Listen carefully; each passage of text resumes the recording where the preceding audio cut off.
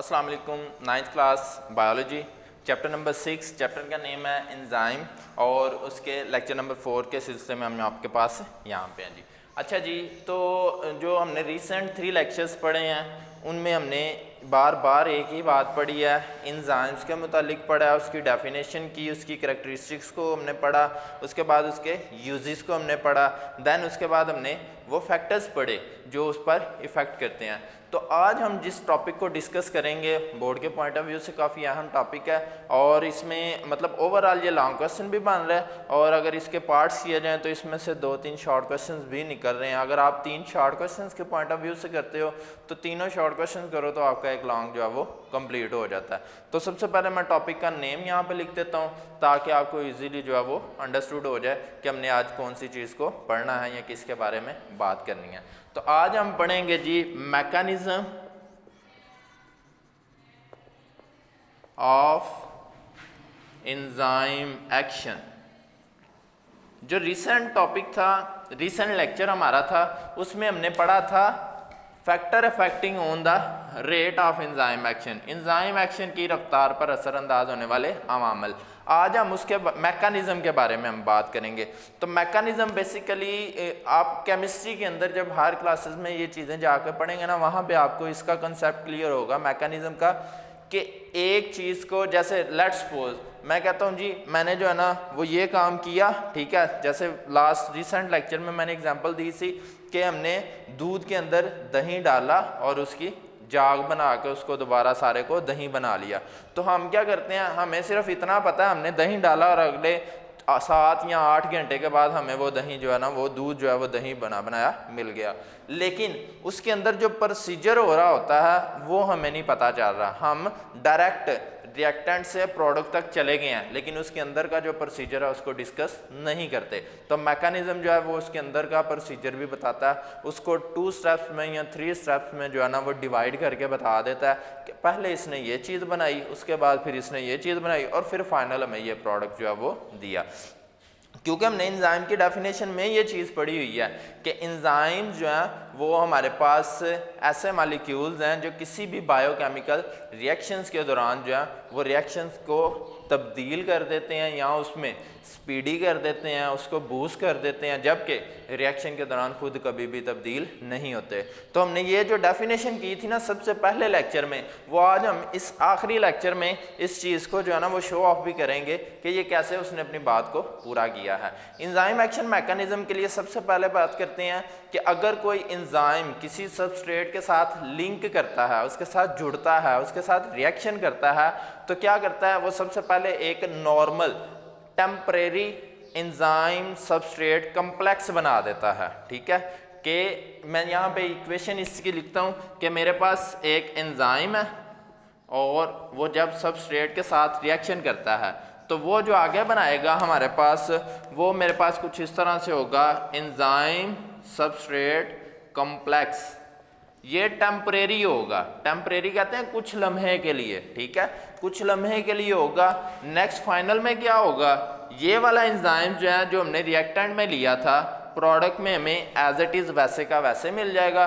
जो S complex है अब वो तब्दील किस में हो जाएगा, प्रोडक्ट में। यहाँ पे मैं मेंशन कर देता हूँ, P मीन्स प्रोडक्ट और E मीन एंजाइम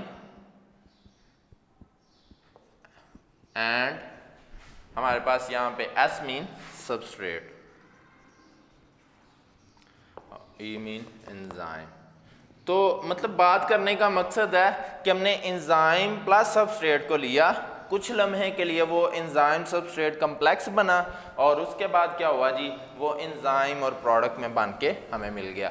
तो ये है इसका मैकेनिज्म भी यहाँ पे शो हो रहा है और उसके साथ साथ मैकेनिज्म के साथ साथ हमें एक और चीज़ बता रहा है कि जो एंजाइम हमने रिएक्शन को स्टार्ट करवाने के लिया था वो हमें एज इट इज़ रिएक्शन के एंड पे वैसे ही मिल गया, लेकिन जो सबस्ट्रेट था वो किस में तब्दील हो गया है, प्रोडक्ट में।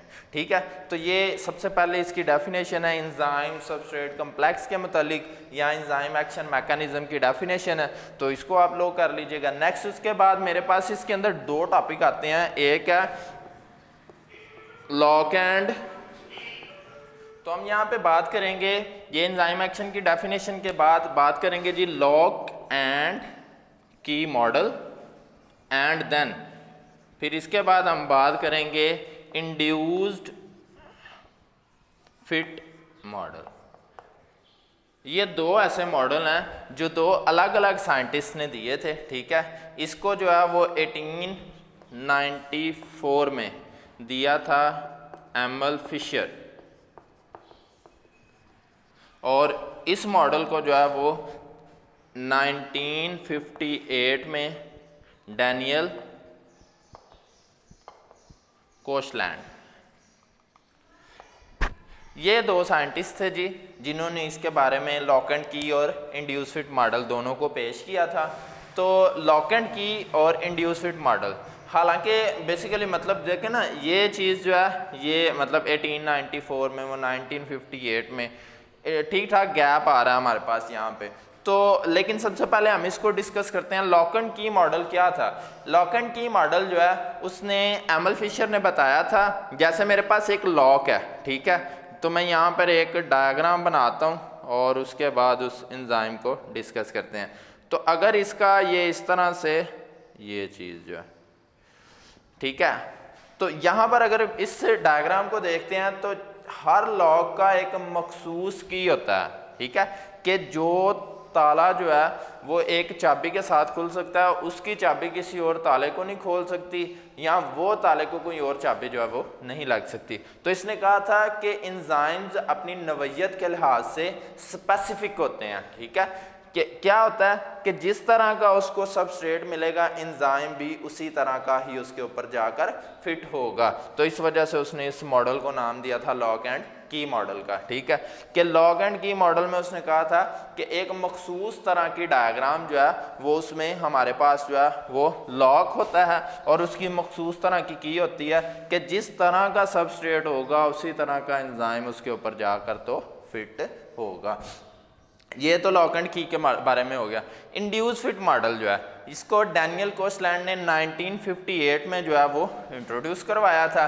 अब इसने यहाँ पे क्या डिस्कस किया था, इस पर्सन ने बताया था कि इंड्यूस फिट मॉडल जो है वो हमारे पास जो है वो क्या चीज़, इसने कहा था कि एंजाइम्स अपनी नवैयत के लिहाज से मखसूस होते हैं, ठीक है, कि जिस तरह का सबस्ट्रेट हो वो खुद को उसके मुताबिक ढाल लेते हैं, ठीक है, एडजस्ट हो जाते हैं, मॉडिफाइड हो जाते हैं, कि जिस तरह का एंजाइम है, जिस तरह का सबस्ट्रेट है, एंजाइम खुद को उसके मुताबिक डाल लेते हैं, जी हमने इसके ऊपर फिट होना है तो वो बिल्कुल उसके ऊपर आकर वैसे फिट हो जाते हैं। यानी कि यहाँ पे हमने कहा कि बाउंड होते हैं, बाउंड मीन कि जिस तरह का सबस्ट्रेट होगा उसी तरह का एंजाइम उस पर फिट आएगा।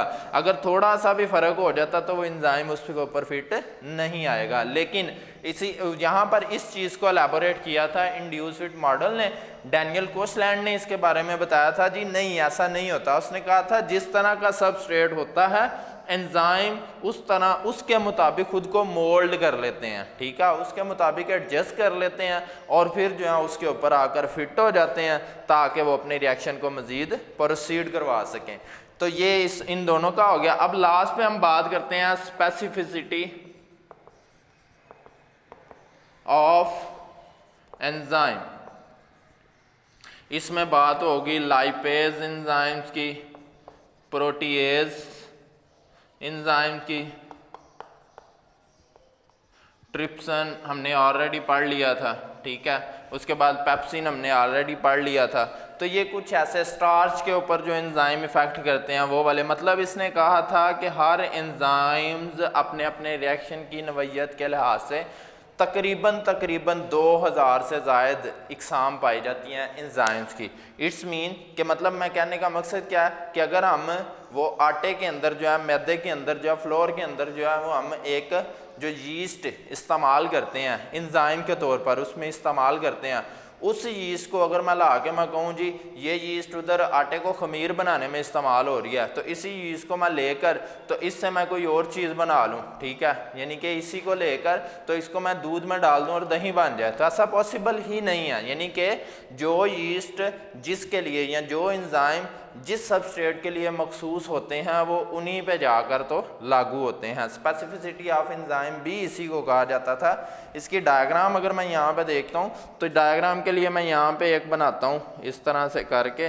तो अब यहाँ पे देखें 1, फिर उसके बाद 2 और फिर उसके बाद एक और यहाँ पर लेते हैं डायग्राम मेरे पास कि ये यहाँ पर आ गया और इसके ऊपर मैं इसको ऐसे करके, अब ये डायग्राम नंबर 1 है मेरे पास, ये वाली 2 है और ये वाली 3 है। तो आपने बताना है कि इसमें से कौन सी डायग्राम जो है वो इजीली एडजस्ट हो रही है किस डायग्राम के ऊपर। तो हम अगर देखें तो 1 वाली जो है इसके एंजाइम्स के मालिक्यूल्स और तरह के, सबस्ट्रेट के और तरह के हैं, इसलिए ये उसके ऊपर एडजस्ट नहीं होगा, तो ये भी गया। उसके बाद इसको देखते हैं तो इसके यहाँ पे एंजाइम के मालिक्यूल्स और तरह के, सबस्ट्रेट के और तरह के, ये भी एडजस्ट नहीं होगा। तो अगर इस डायग्राम को देखें तो इसमें सिमिलैरिटी है कि ये इसके ऊपर, ये पॉइंट इसके ऊपर और ये वाला पॉइंट इसके ऊपर, इसका मतलब है ये एक दूसरे के ऊपर बिल्कुल एडजस्ट होकर, फिट होकर तो एक कंप्लीट कम्प्लेक्स बनाते हैं। जो मैंने यहाँ पे बात की थी ना ES कम्प्लेक्स, वो वाली चीज़ बना देते हैं। तो एंजाइम सबस्ट्रेट जब भी मिलते हैं ES कम्प्लेक्स बनाते हैं और वो ES कम्प्लेक्स एंजाइम को एज इट इज़ हमें वापस दे देते हैं और जो सबस्ट्रेट होता है उसको प्रोडक्ट में तब्दील कर देते हैं। तो आज हमने ये चैप्टर को क्लोज कर दिया।